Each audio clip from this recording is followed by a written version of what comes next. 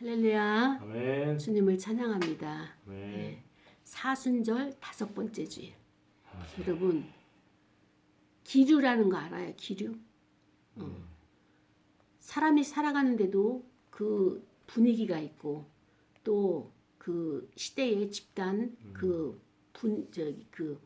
분위기가 있는데 영적인 것도 이 기류가 있어요. 그래서 하나님께서 그때그때 우리를 이제 이렇게 이끌어 가시는데 이것을 빨리빨리 분별을 해야지 하나님의 뜻을 우리가 순종할 수 있거든요.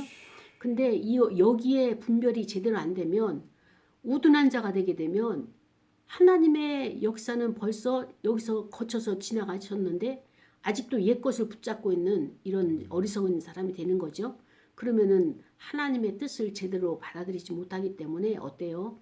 하나님과는 상관이 없는 삶을 살 수밖에 없는 것이 우리란 말이죠. 그래서 오늘 말씀을 통하여서 습관의 영성이라고 하는 이 말씀을 이제 사도행전 16장 25절부터 34절까지 말씀이에요. 이 말씀을 통하여서 오늘 우리에게 다가오시는 하나님, 우리는 하나님 앞에 나아간다고 표현하는 것이 아니라 하나님이 우리를 찾아오시는 거예요. 오늘 본문 속에서 하나님이 어떻게 바울과 실라를 찾아오시는가 우리가 말씀 속에서 그 길을 발견하는 시간이 되기를 원합니다. 그들을 찾아오시는 하나님의 그 길은요, 곧 나에게도 그렇게 찾아오시는 거예요. 모든 인간에게, 모든 피조물에게 그런 방식으로 하나님이 찾아오시기 때문에 우리가 말씀을 상고하는 게 굉장히 중요한 요인이 되는 것입니다. 지금 바울과 실라는 어떤 상태가 됐는가 하면은 한밤중이에요. 한밤중이라는 것은 뭐냐면은 깜깜한 상태라는 것이 실질적으로도 한밤중이지만은 또 신앙에 있어서도 영혼에 있어서도 한밤중이 될 수가 있어요. 아무것도 할 수 없는 앞이 보이지가 않고 깜깜한 상태가 될 수가 있어요. 그래서 바울과 실라가 그때 깜깜할 때 어떻게 했느냐? 기도하고 찬송을 했다는 거예요. 기도하고 찬송을 해서 하나님을 기도하고 찬송하니까 누가 들었어요? 하나님이. 죄수들이 들었어요. 죄수들이. 하나님이 찬송하고 기도하게 하는 이유가 뭐냐? 거기에 그 찬송을 들어야 될, 기도를 들어야 될 대상이 있기 때문에 하나님이 우리에게 기도의 자리로 코를 부르시는 거예요. 그랬더니 갑자기 지진이 일어나는 거예요. 그러니까는 복음이 전해지는 데는 이렇게 하나님이 기적과 이적과 표적이 나타나요. 근데 이것을 사람들은 어떻게 요구하느냐? 목사님, 저를 위해서 기도해 주세요. 그래서 이번에 이렇게 그 아픈 것이 싹 나올 수 있도록 해주세요. 그러니까는 요즘 성도들이 주로 요구하는 게 뭐냐면은 하나님을 자기 도구화 시키는 거예요.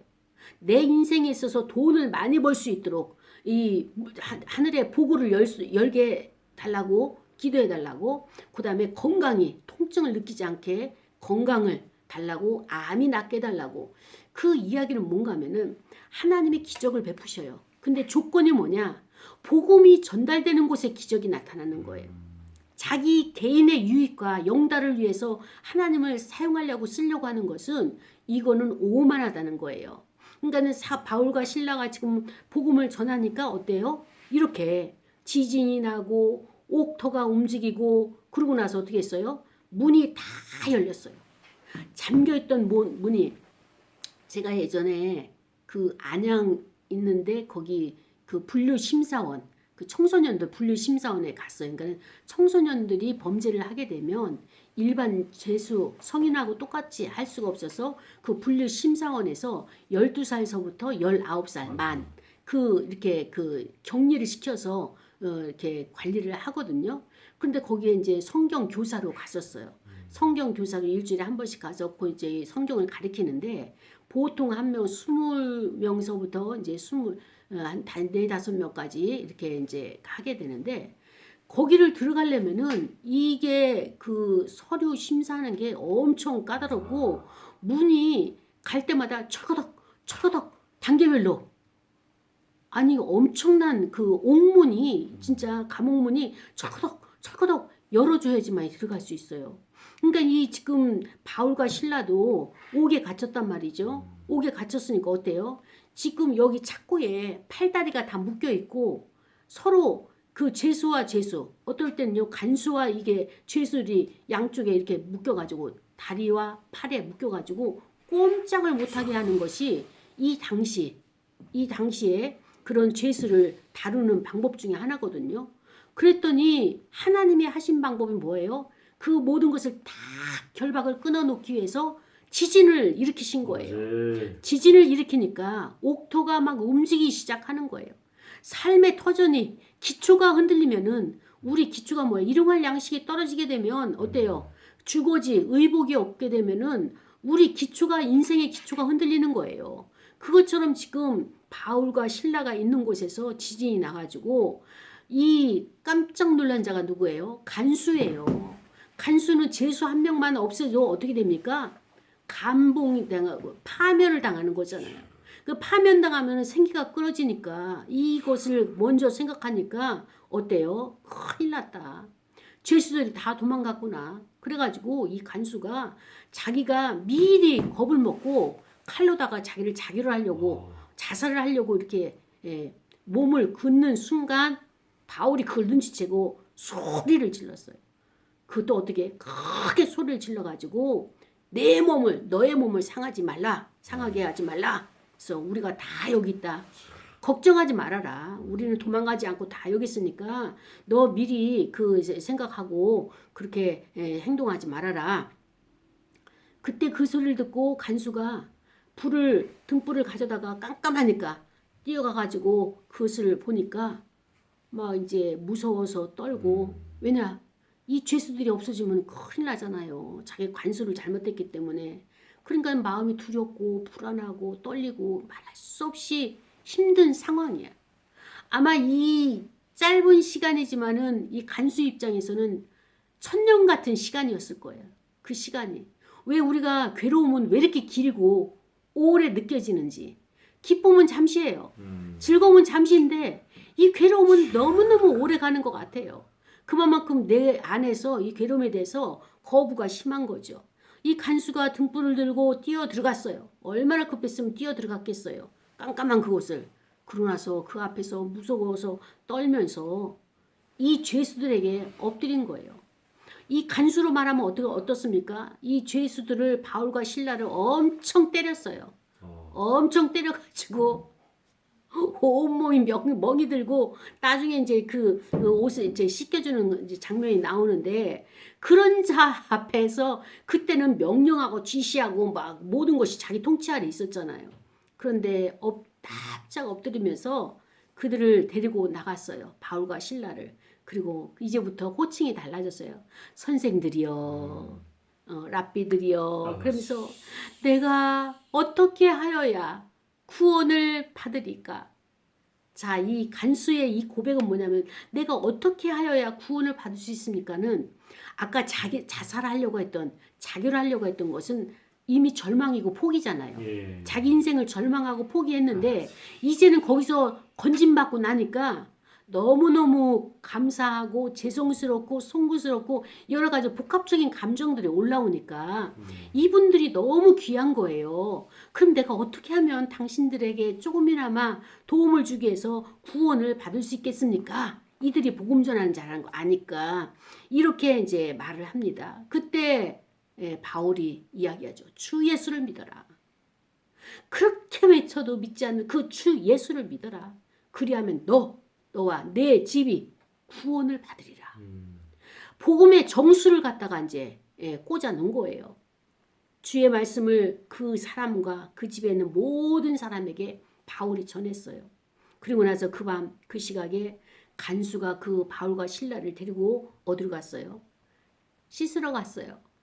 맞은 곳에 피멍이 진 곳에 먹는 곳에 지저분한 곳에 다 씻어주고 그러고 나서 자기와 그 온 가족이 다 세례를 받았어요. 그리고 끝난 다음에 자기 집으로 그분들을 모셔가지고 음식을 차려주고 온 집안 그와 간수와 온 집안이 하나님을 믿음으로 크게 기뻐하니라 라고 하는 것이 오늘 저와 여러분에게 주시는 하나님의 말씀인 것입니다. 자, 우리는 오늘 본문을 통해서 이 안에 나와 있는 모든 하나님의 통치 아래 있는 자들을 이제 그 분석을 하면서 우리가 상고를 하면서 그렇다면 나에게는 오늘 하나님이 무엇을 말씀하시는가 이것을 찾기를 원합니다. 바울과 실라가 처음에는 바울이 소원이 무엇인가 하면은 로마를 거쳐서 서바나 가는 거예요. 서바나를 가가지고 복음을 전하는 것이 바울의 소원이에요. 그런데 바울의 길이 열리는 것은 서바나가 아니라 로마가 아니라 어디에서 길이 열렸느냐? 마게도냐예요. 꿈에 환상 가운데 마게도냐 사람이 막 손짓을 하면서 이리 와서 나를 도우라, 우리를 도우라 막 간절하게 이렇게 손짓을 하는 거예요. 도우라고. 그러니까는 바울이 로마를 가려고 서바나를 가려고 꿈을 비전을 가졌지만 그들이 와서 도우라고 한 곳에 가서 복음을 전하는 거예요. 그런데 복음을 전하는 것이 어때요? 하나님께서 역사를 일으켜주고 하나님의 살아계신 증거를 보여줘야 되잖아요. 근데 바울에게 보여준 증거는 첫 번째로 어떤 것이냐? 지금 옥에 갇히는 거예요. 현실은. 우리의 현실은 어두워요. 우리의 현실은 깜깜한 한밤중이에요. 그래서 우리가 가는 것은 실질적인 환경은 바울과 실라처럼 감옥에 들어가는 거예요. 감옥에 갇히는 거예요. 하나님은 현실을 하나님의 응답을 받고 갔는데도 현실은 이래요. 이것을 우리가 인정을 해야 되는 것입니다. 그렇다면 이 바울이 왜 어떻게 바울과 실라가 감옥에 들어가게 됐느냐? 그 고린도에 마게도냐에 가가지고 자기들을 도우라 해서 갔더니 첫 번째 복음을 전한 것이 빌립보 성이에요. 빌립보 성에 갔더니 한 여종이 이 점을 치는 거예요. 점을 치니까 그러면서 이 점 치는 것으로 인해서 돈을 엄청 많이 버는 거예요. 근데 바울과 실라가 가는 곳에 어떤 일이 일어납니까? 역사가 일어나요. 기적과 이적이 나타나는 거예요. 그래가지고 그 여종에게 있는 귀신이 떠나간 거예요. 그러니까 이제 돈벌이가 돼요, 안 돼요? 안 됩니다. 안 되니까 현실적으로 예수를 알지 못하는 자, 하나님을 알지 못하는 자는 현실의 신이 누구예요? 귀신. 만몬이잖아요. 만몬 돈을 따라가잖아요. 돈벌이가 최고로 잘 되는 것. 지금도 모든 사람들이 혈안이 된 거 뭐예요? 돈의 흐름을 찾기 위해서 여러 가지로 지금 쫓아다니는데 금맥을 찾듯이 하는데 그것은 그렇게 찾아서 될 문제가 아닌 거예요. 여기서도 여종을 통해서 돈을 많이 벌던 그 주인이 이 바울과 실라를 고소를 했어요.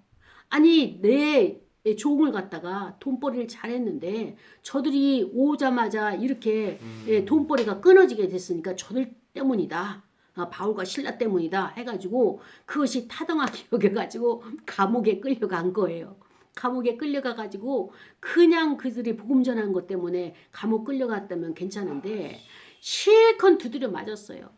그때나 지금이나 감옥에 가기만 하면 왜 이렇게 매를 때리는지. 그래가지고 이제 실컷 두드려 맞아 이렇게 있는 상황 가운데 바울과 실라가 선택할 수밖에 없는 것은 무엇을 선택했어요? 25절에? 기도. 그렇죠. 기도하고 찬송하는 거예요. 기도하고 찬송. 자, 우리가 이제 그 아까 본문을 통하여서 하나님이 바울을 마게도냐에 보낸 이유와 빌립보성 첫 성에서 사역을 하면서 실컷 두드려 맞는 것은 무엇이냐? 바울과 실라 입장에서는 이게 하나님의 뜻이 아닌가비요. 내가 잘못 온 거 아니요? 이렇게 생각할 수가 있어요. 그렇죠. 그러나 그들은 의심하지 않고 하나님 우리가 여기 잘못 온 것이 맞죠? 여기 우리가 올 것이 아니죠? 다른 데 가야 되는 것이죠? 이렇게 질문하지 않았다는 거예요. 이렇게 기도하지 않았다는 거예요. 그들은 어떻게 했느냐? 기도하고 찬송했어요. 그런데 이들이 기도하고 찬송하는 것은 어떤 것이냐? 평상시의 습관이에요. 예수님도 습관을 쫓아 겟세마네 동산에 가셔서 기도하셨어요. 예수님도 습관을 쫓아 새벽에 일어나서 하나님을 만났어요. 우리의 제일 중요한 것은 우리의 현실을 이겨내고 구원받을 수 있는 것은 내가 하나님 앞에 나가는 영적인 이 습관이 있어야 돼요. 기도의 습관, 찬송의 습관, 감사의 습관, 이것이 없으면은 내가 거기서 건진받을 수가 없어요. 늘 불안에 떨어야 되고요. 늘 고단한 두려움에 떨어야 되고요. 여기가 맞나 틀리나 의심하게 되는 거예요. 하나님의 뜻을 분별한다고 해가지고 헤매다가 사역은 못하고, 그러나 바울과 실라는 평상시 어떻습니까? 기도하고 찬송하는 것이 일상이었었어요. 그들이 그것이 일상 속에서 훈련되고 계속 이게 훈습이 되다 보니까 어땠습니까? 그것을 하지 않으면 시간만 나면 찬송하고 시간만 나면 기도하는 것이 그들의 훈련된 몸에 배어진 영성인데, 그것을 했더니 착고에 묶여가지고 손발은 아무것도 못하지만 입은 열려져 있잖아요. 하나님도 찬송을 들으셨고 기도를 들으셨죠. 근데 그 공간 안에서, 물리적인 공간 안에서 누가 들었느냐? 간수가 들었다는 거예요. 간수가. 자, 여러분, 이 간수라고 하는 사람은 공무원이잖아요. 공무원이라서 그 재수가 들어와 가지고 하는 것들에 있어서 어때요? 관리를 하는 거잖아요. 통제를 하는 거잖아요. 근데 이들의 기도를 통제하지 못했고요. 찬송을 통제하지 못했어요. 왜? 하지 말라면 더 크게 하니까. 하지 말라면 계속 하니까. 그래서 이 간수도 그 복음을 알지 못하지만 그 찬송의 소리, 그 다음에 또 기도의 소리를 들을 수밖에 없는 거예요. 이게 하나님의 오묘한 섭리라는 것을 우리가 깨달아야 되는 것입니다.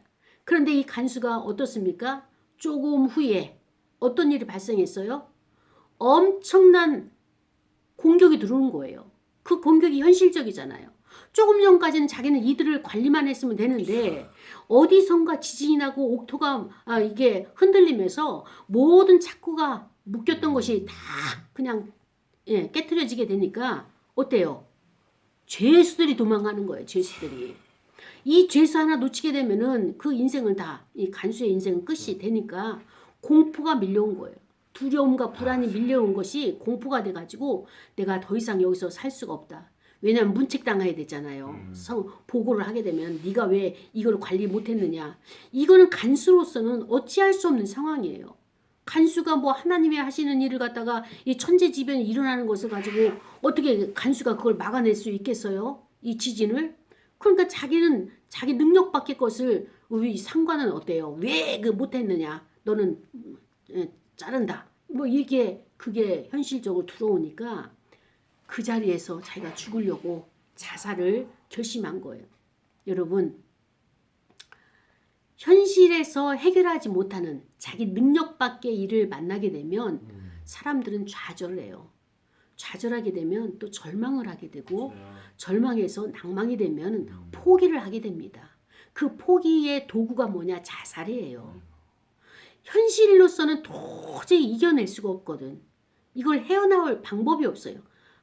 보이지가 않는 거예요.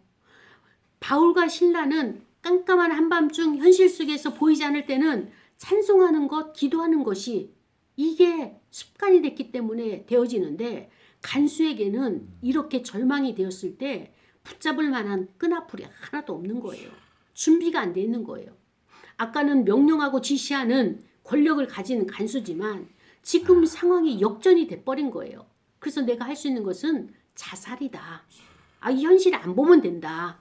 그것이 세상에 있는 악한 영들이 그런 것을 다 심어놨어요. 교육해 놓은 거예요. 그래서 그게 자극을 받아가지고 그 일을 하려고 할 때 이 바울이 아주 어떻습니까? 영적인 사람이잖아요. 눈치가 백단이잖아요. 그래가지고 소리를 치른 거예요. 냅다 소리를 질러가지고 내 몸을 상하지 말라. 그것이 너희 것이 아니라 하나님의 것이다. 라고 하면서 우리가 다 여기 있다. 걱정하지 말아라. 불안해하지 말아라. 그 다음 두려워하지도 말고 공포를 갖지도 말아라. 그러면서 소리를 내서 전달한 거예요. 보이지 않지만 깜깜한 상태지만 서로 단절된 상태지만 소리를 냈어요. 그에게 전했어요. 그때 간수가 그 소리를 듣고 복음으로 여긴 거죠. 그리고 마음을 다시 잡고 등불을 그 하수인에게 달라 해가지고 뛰어 들어갔어요. 들어가면서 어떻습니까? 이때는 바울과 실라가 하나님보다 더 높은 거예요. 그러니까 마음이 막 두렵고 그 다음에 또 이렇게 무서워서 떨고 도대체 이 상황을 어떻게 해결을 해야 되나, 이것이 앞뒤가 안 맞는 그때 일단 이들이 대단한 분이다 해서 이제 엎드려서 그 다음에 또 이제 그들을 갖다가 이제 안내를 하게 되죠. 자, 믿지 않는 사람들은 현실적으로 해결이 안 되게 되면 포기를 합니다. 지금 부동산 값이 하락이 되고 그다음에 금리가 올라가서 지금 일단 영끌을 해가지고 부동산을 산 사람들은 젊은 사람들이 가정이 일단은 분리가 됐어요. 친정집에 또 고시원에 그리고 한 달에 500만 원 이자를 낸다는 거예요. 그러니까는 아파트 가격이 부동산 가격이 계속 오를 줄 알았는데 이런 청천벽력과 같은 이런 지진이 일어날 줄 누가 알았겠냐고요. 알았으면 안 했죠. 근데 인생사가 이래요. 사람이 사는 모든 것들이 이렇게 돼요. 이럴 때 간수와 같은 이 땅의 사람들이 얼마나 많이 있습니까? 도저히 내 힘으로는 할 수가 없다. 그러면 어때요? 아이 죽이고 부부도 뭐 자살을 하고 이런 것들이 세상 사람들이 가지고 있는 문제, 솔루션, 문제 해결의 한계예요. 우리는 이런 자들을 위해서 하나님 부르신 거예요. 바울과 실라가 이 간수를 만나기 위해서 일단은 실컷 맞아야 돼요. 사람들에게 버림받고 그다음에 사람들에게 어때요? 그 질시당하고 그다음에 끌려가고 수모를 당하고 창피를 당하고 과정이 끝나면은 가서 실컷 맞아야 돼요. 대가를 치러야 돼요. 복음을 전하는 데는. 그래가지고 하나님이 어떻게 하셨습니까? 그들에게 그 간수와 그의 집을 구원하기 위해서 이 바울과 실라에게 먼저 대가를 치르게 하시고 복음을 그 다음에 전하게 한 거예요. 왜냐? 간수가 이런 과정이 없이는 마음문이 안 열리거든요. 간수 입장에서는 자기가 높고 우월하다고 생각하는데 저들이 그냥 저들이 와서 예수를 믿으세요. 그러면은 예수가 누구냐? 이렇게 얘기하게 되면 이게 이 복음이 들어갈 통로가 열리지 않거든요.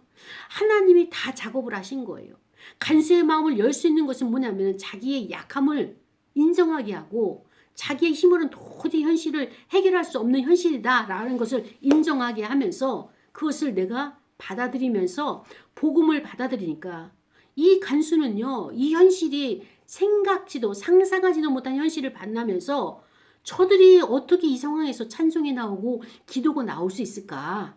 저들은 대단한 분들이다. 그러면서 내가 어떻게 하여야 구원을 받을 수 있습니까? 구원이라는 단어까지도 알았어요. 이 구원이 나오기까지는 어떻습니까? 기도와 찬송을 듣고 그 과정이 있기 때문에 이 간수도 믿음에 대해서 문이 열렸던 거죠. 그러고 나서 너와 주 예수를 믿으라. 그러면 너와 내 집이 구원을 받으리라. 이 복음을 받아들이면서 여기서 끝나면 감질나겠어요. 그래서 이들을 자기 집으로 초청을 하죠.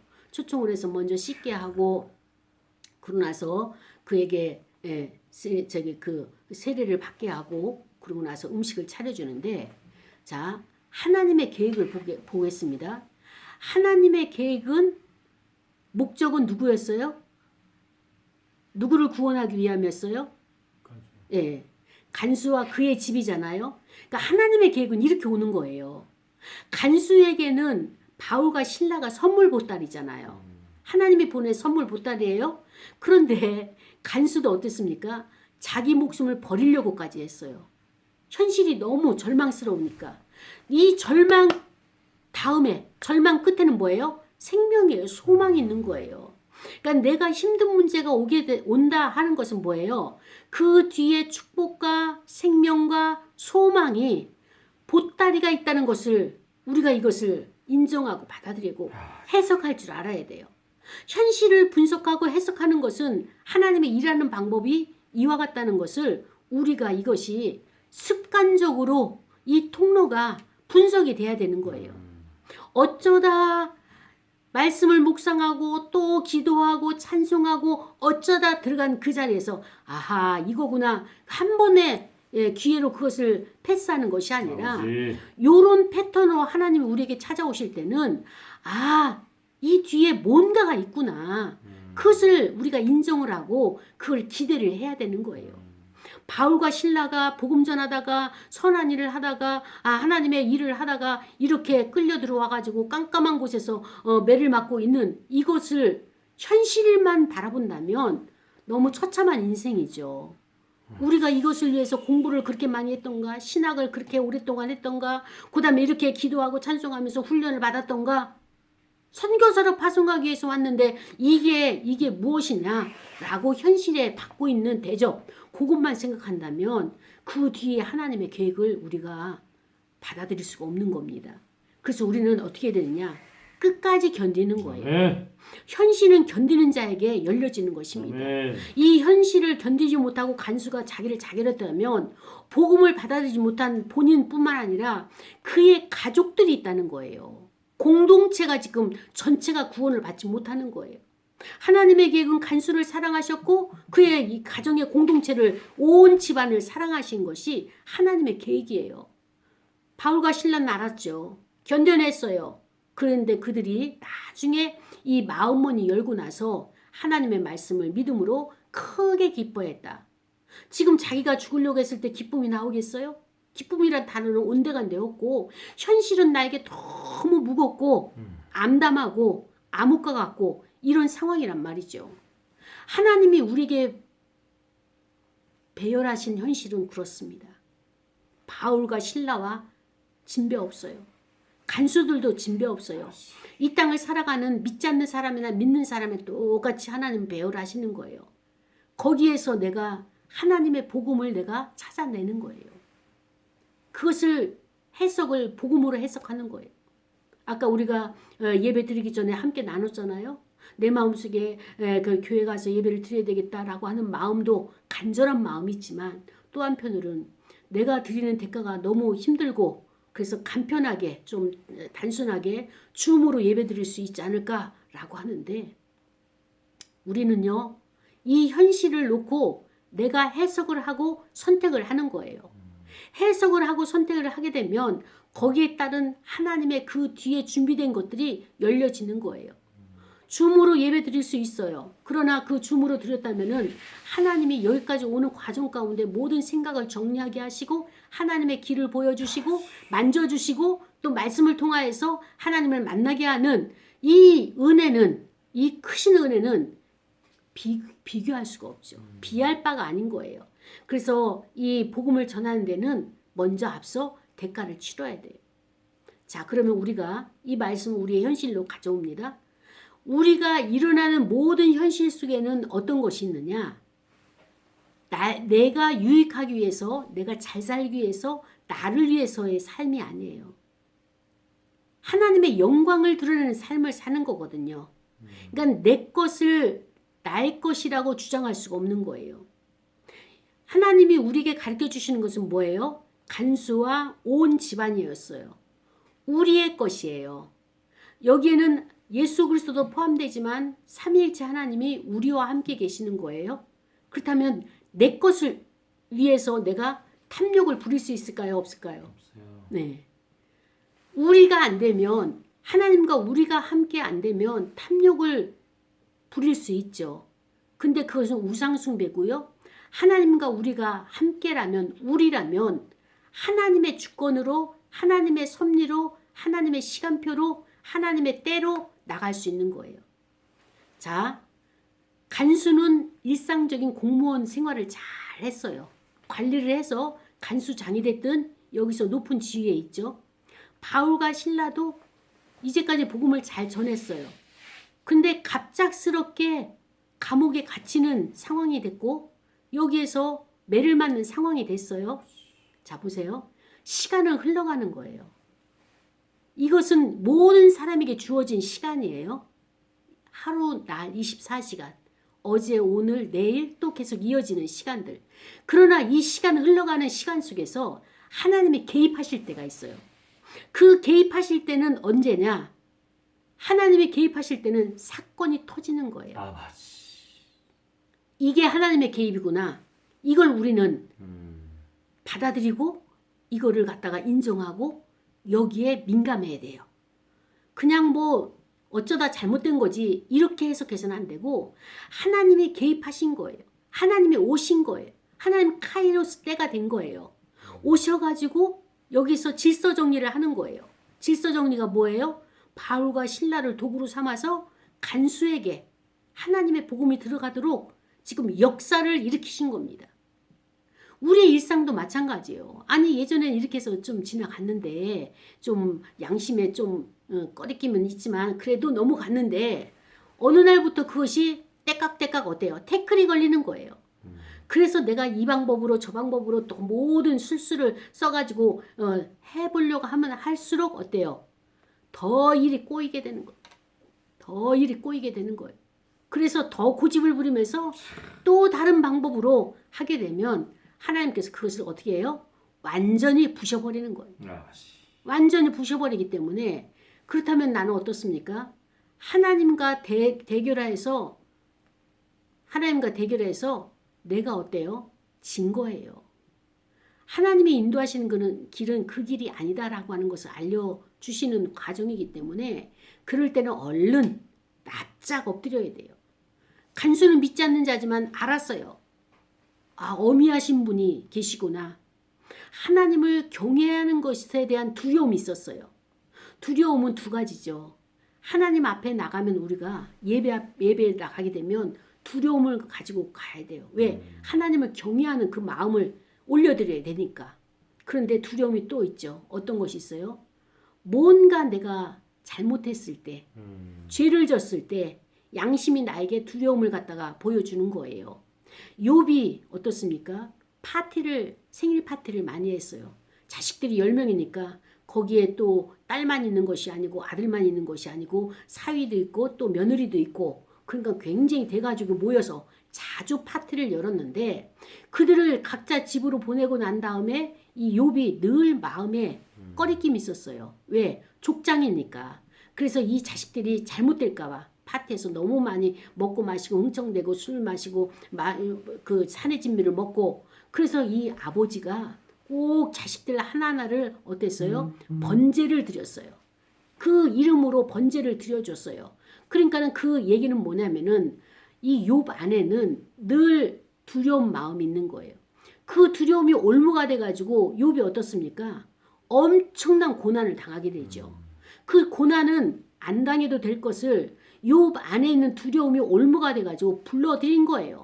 끌어들인 거예요. 그래서 그 자식 열이 다 죽고 마누라도 떠나고 아이고. 그 모든 육축과 재산도 다 망하게 되고 오늘날로 말하면 망하는 거죠. 그럼에도 불구하고 욥은 끝까지 인내했어요.